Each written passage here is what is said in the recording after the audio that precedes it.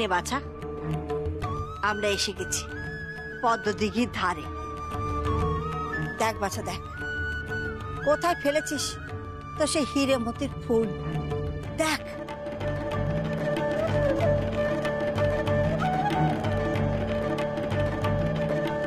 আমার যতটুকু মনে পড়ে এখানেই কোথাও একটা পড়ে গেছিল মা।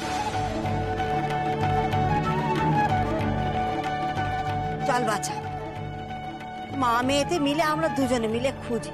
তুই ওই দিক পানে দেখ, আমি এই দিক পানে দেখি। যা বাছা যা, দেখ কোথায় যাবে।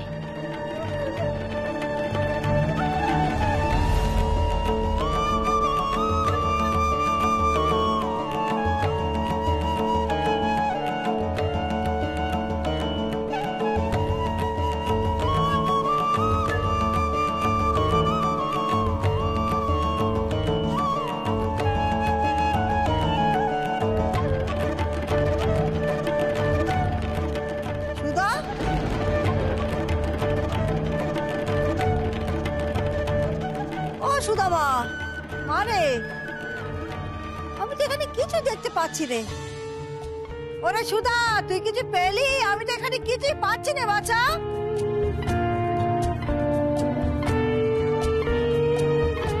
না মা, আমিও তো কিছুই পাচ্ছি না। আচ্ছা মা, কেউ আবার এমন চকচকে জিনিস দেখতে পেয়ে হাতে করে উঠিয়ে নিয়ে যায়নি তো?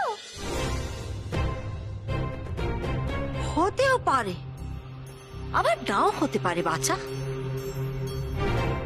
কিন্তু আমাদের জঙ্গলের দিকটা ভালো করে খুঁজে দেখতে হবে। 3 কুড়ি তোর সাথে যাবে উত্তরে, আর আমি যাব দক্ষিণে। ঠিক বলেছো মা, আমি এক্ষুনি উত্তরের জঙ্গলে যাচ্ছি। দাঁড়া, এইভাবে যাওয়া যাবে। হঠাৎ দাঁড়াতে বললে কেন মা? এই দেখো, বিনা সুরক্ষায় কেউ যায় বাছা? বিপদে পড়লে যে তুই বাঁচতে পারবি না।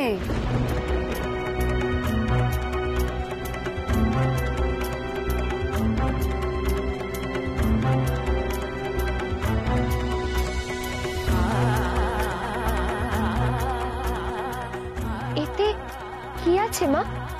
এই শিশিতে এমন উগ্র গন্ধের তরল পদার্থ আছে যে গন্ধের চোটে কোনো সাপ, হিংস্র জন্তু, জানোয়ার তোর ধারে কাছে আসবে না। বুঝেছিস বাছা? খালি কয়েক ফোঁটা ছিটিয়ে দিতে হবে, ব্যাস, তাহলেই হবে। বুঝেছিস? এই রে, ধর বাছা ধর। আর দাঁড়া,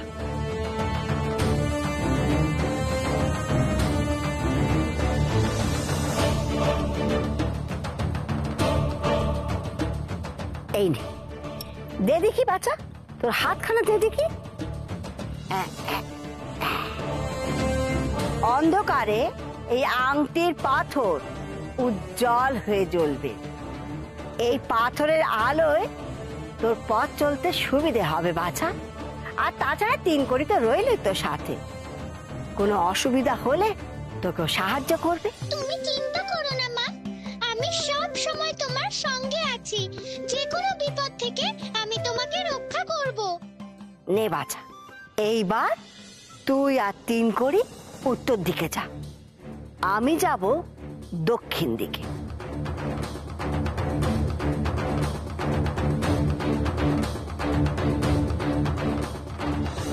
তিন করি, যে করে হোক ওই হিরেমতির ফুল আমাদের খুঁজে পেতেই হবে।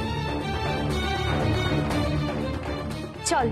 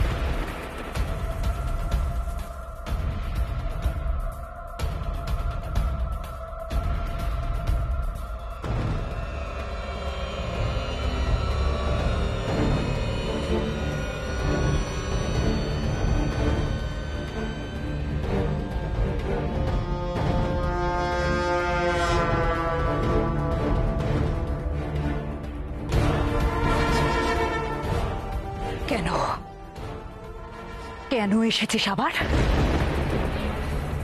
কেন আমি আসতে পারি না বুঝি? আমি এসেছি মায়াবতী মায়ের আশীর্বাদ নিতে।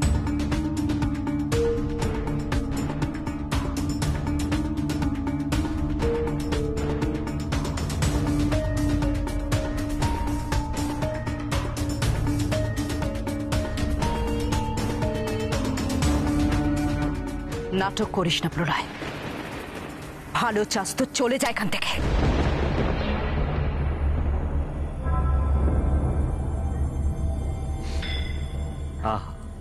তো রাগ করছিস কেন? আর সেই যখন পড়েছি তোর সাথে না হয় একটু গল্প গাছা করেই যান। খবরদার। আচ্ছা আচ্ছা, বেশ বেশ বেশ বেশ। কাজের কথা বলতে তো আপত্তি নেই। দেখ দিদি, আমরা দুজনেই জানি যে আমাদের দুজনের এমন একজন মানুষের দরকার যার সঙ্গে দেবদেবীদের সরাসরি যোগাযোগ আছে। আর আমি খবর পেয়েছি যে এমন একজন মানুষের সন্ধান তুই পেয়েছিস। মিথ্যে কথা। মিথ্যে কথা তুই বলছিস তামসী। মায়াবতী মায়ের যোগ্য উত্তরসূরি তুই। এই মায়ের রাজ্যে তোর অবাধ বিচরণ। তুই থাক না এই মায়ের রাজ্য নিয়ে। আমি তোর এখানে ভাগ বসাতে আসছি না, কিন্তু পরিচয়হীন দিন দরিদ্র হয়ে জীবনযাপন আমার পক্ষে আর সম্ভব নয়। স্বর্গের দেবতাদের মতো সম্মান পেতে চাই। মর্তের মানুষ যাতে আমাকে ভয় করে, ভক্তি করে, পুজো করে। আমার দেবত্ব অর্জনের সময় চলে যাচ্ছে তামসী। আমাকে তাড়াতাড়ি সেই মানুষটার সন্ধান দে। অসম্ভব, অসম্ভব। সেই মানুষটার খোঁজ যদি আমিও পেয়ে থাকি, তার সন্ধান আমি কখনোই তোকে দেব না। কারণ মর্তের মানুষের ভয়, ভক্তি, পুজো সব আমার চাই, আর সেগুলো আমি অর্জন করেই ছাড়ব। তুই দিবি না তো? দিবি না তো আমাকে? আমাকে রাগাস না তামসী। আমার নাম কিন্তু প্রলয়, আর আমি রেগে গেলে প্রলয় হবে। তোর এই ফাঁকা আওয়াজে তামসী ভয় পায় না। তামসী ভয় পায় না। কি আছে তোর? কোনো কর্তব্য জ্ঞান আছে? কিচ্ছু নেই। সাধনা নেই, কর্তব্য জ্ঞান নেই, কিচ্ছু নেই তোর। তুই শুধু জানিস লোকের ভাগটা কেড়ে খেতে। দূর হয়ে যায় এখান থেকে, দূর হয়ে যায় এখান থেকে। তামসী, তামসী।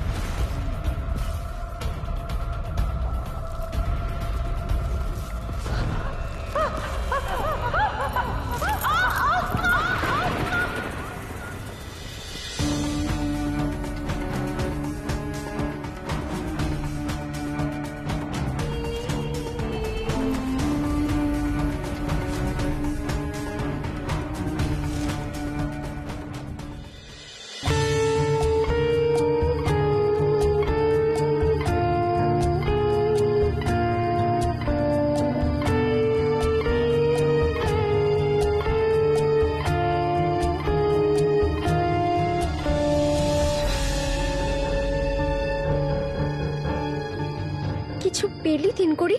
না মা, এখনো তো পাইনি।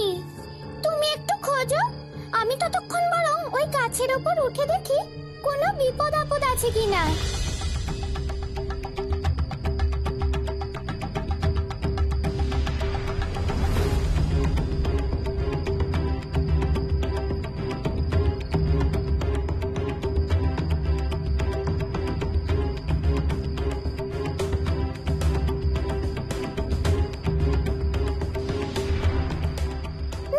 তেমন কিছু তো চোখে পড়ছে না। চলো আবার খুঁজি।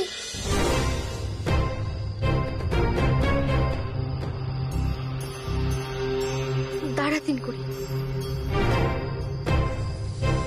কিসের আওয়াজ বলতো? শিগগির এদিকে এসো মা।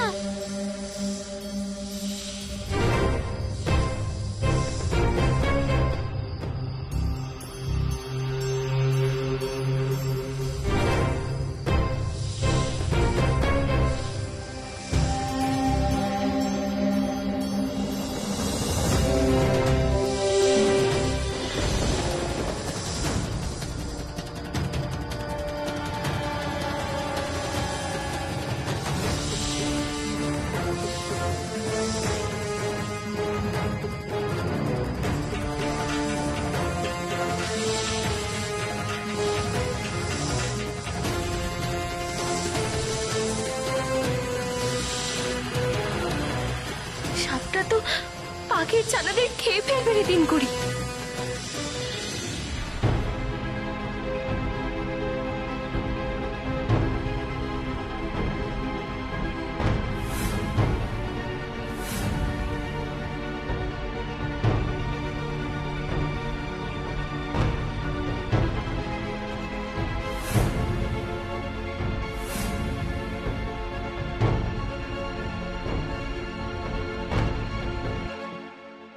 তুমি কেন মাঝখানে এলে?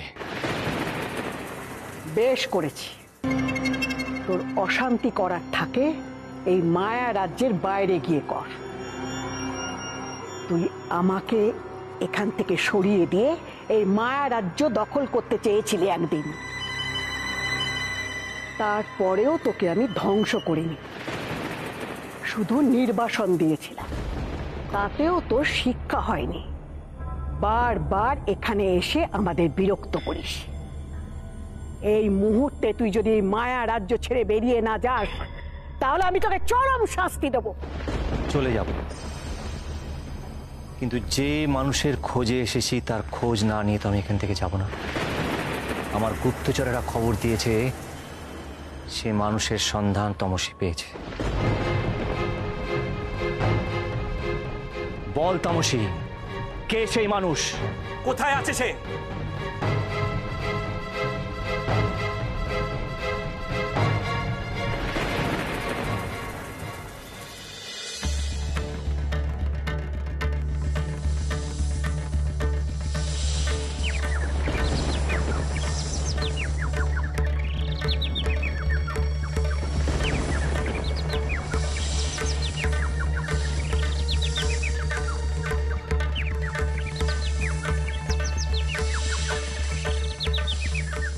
দিন করি, এই পাখির বাচ্চাগুলোকে বাঁচানোর কি কোনো উপায় নেই? এটাই তো জঙ্গলের নিয়ম মা। এখানে সকলের সঙ্গে সকলের খাদ্য খাদক সম্পর্ক। সাপ যেমন পাখির বাচ্চাদের খায়, তেমনি পাখিরাও পোকামাকড়দের খায়। সে তুই যাই বলিস না কেন, চোখের সামনে এরকম ভাবে এই ছোট্ট ছোট্ট বাচ্চাগুলোকে আমি সাপের পেটে যেতে দেখতে পারবো না। ওকে মা, কোথায় যাচ্ছ তুমি?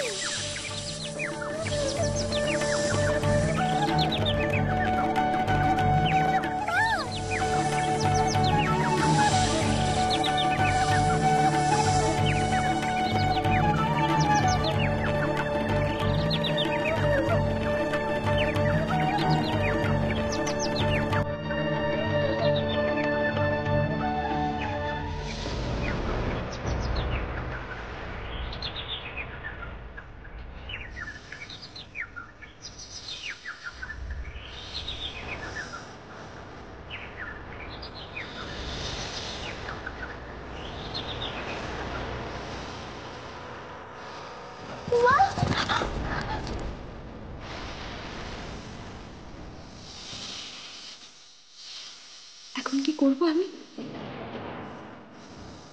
মা তো বলেছিল এই আরোগ্যের সত্য দূরে চলে যাবে।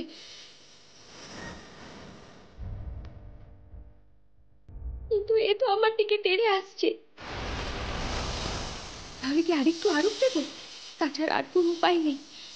তাহলে হিরে মতির ফুল আর খোঁজা হবে না, খোকার প্রাণ আর ফেরানো হবে না। আমাকে যে করেই হোক বাঁচতে হবে।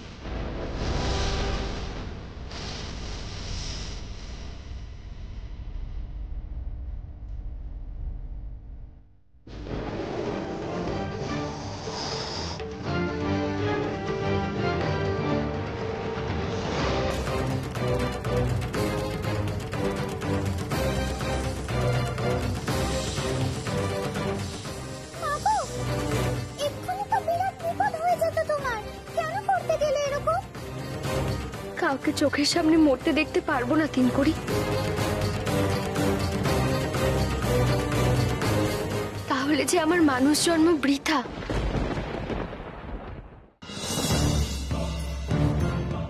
হিরে, চুপ করে আছিস কেন? যা জিজ্ঞেস করছি তার উত্তর দে। মুখে কুলু পেটে থাকলে তুই পার পেয়ে যাবি না তামসী।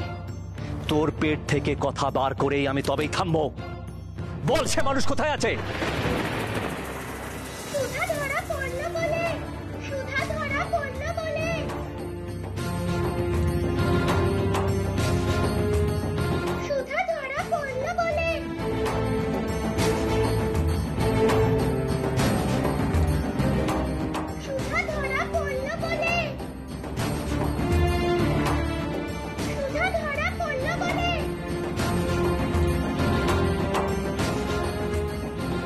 সুধা?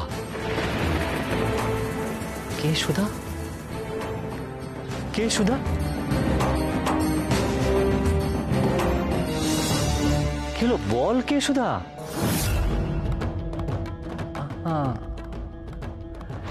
নিঘাত এর মধ্যে কোনো রহস্য আছে, তাই তোমরা দুজনে চুপ করে আছো। ঠিক আছে, আমিও দেখছি তোমরা কতক্ষণ চুপ করে থাকতে পারো।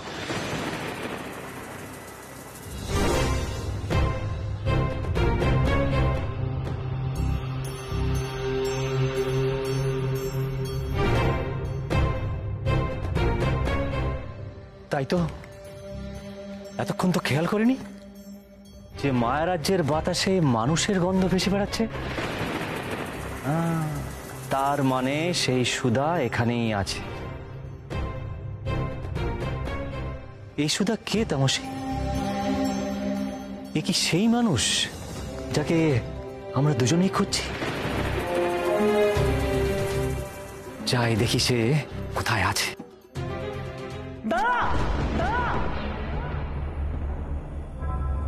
তোর যখন এই মায়া রাজ্যের ওপর এতই টান, তুই এখানেই থাক, তোকে কোথাও যেতে হবে না।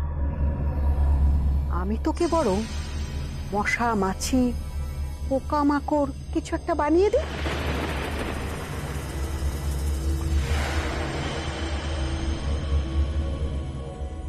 দোহাই মা দোহাই, এমন অনর্থ করো না। বেশ, তোমরা যখন চাও না তখন তখন আমি এখান থেকে চলে যাচ্ছি, কিন্তু তাই বলে এটা ভেবো না যে আমি হাল ছেড়ে দিচ্ছি।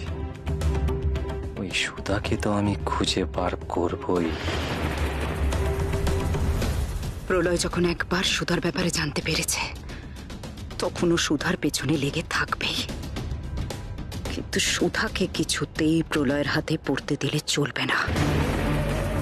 সুধার ওপর আমার কড়া নজর রাখতে হবে।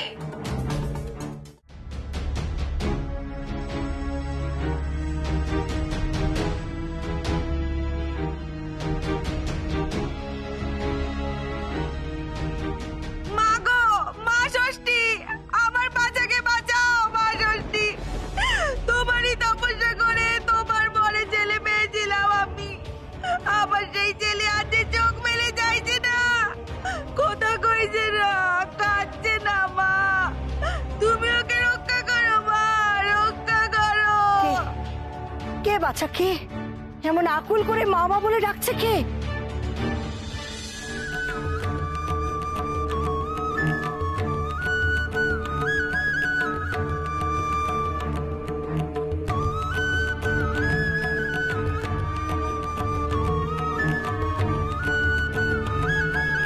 দাঁড়াও দাঁড়াও,